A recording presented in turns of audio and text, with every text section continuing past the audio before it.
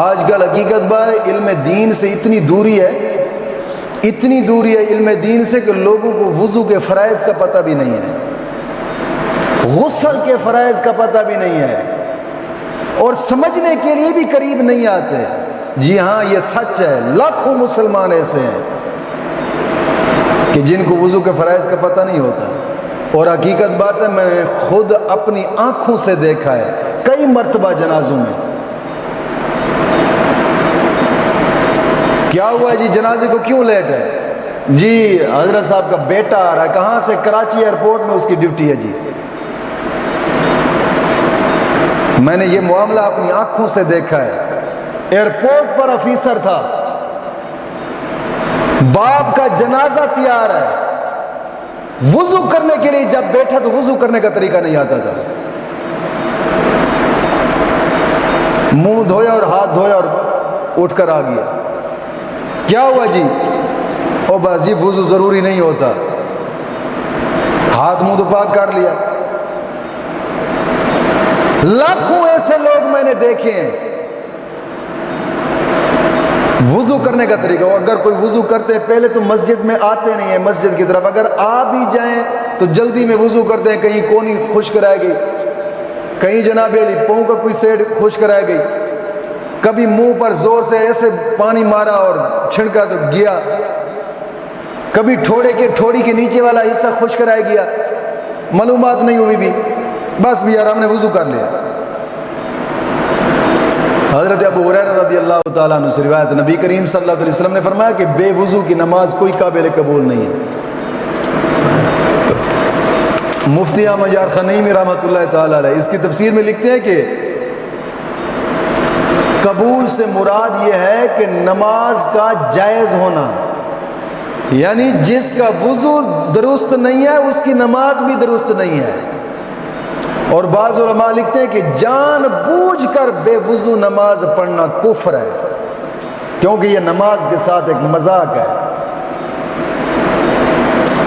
حضرت عمر بن دینار رحمۃ اللہ تعالیٰ علیہ ایک بزرگ گزرے، فرماتے ہیں کہ ایک شخص ہمارے زمانے میں، آپ اپنے زمانے کی بات کر رہے ہیں، فرماتے ہیں کہ ہمارے زمانے میں ایک شخص تھا جس کی بہن فوت ہوئی، اس کا جنازہ غسل دیا، جنازہ پڑھ کر دفنایا، اس کو دفن کر کے جب گھر واپس آ رہے تو راستے میں یاد آیا، او ہو قبر میں میں نے اپنے ہاتھوں سے اٹھا کر بہن کو دفنایا تھا، تو میری جیب کے اندر تھیلی تھی پیسوں کی، وہ تھیلی قبر کے اندر گر گئی ہے۔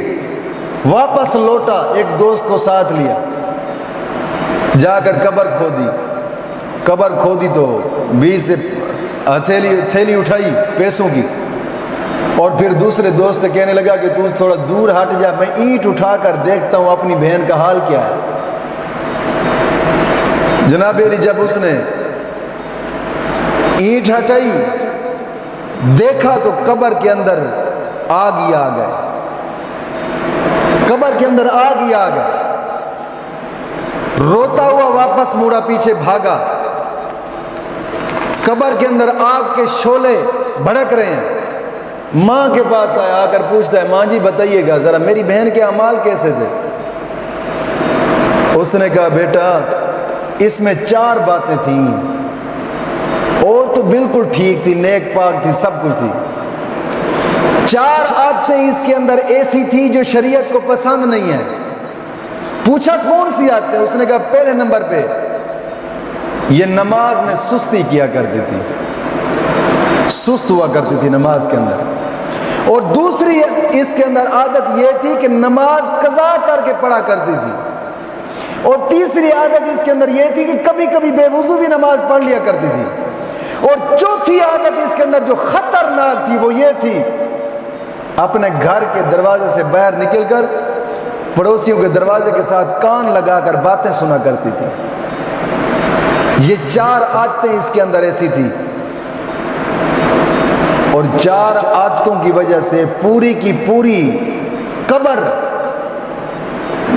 آگ بن گئی، پوری کی پوری قبر کے اندر آگ کے شعلے بھڑکنے لگے۔ دوست یہ باتیں ہوتی ہیں ہمارا صرف جناب علی ضمیر جھنجھوڑنے کے لیے، صرف ضمیر کو جھنجھوڑنے کے لیے.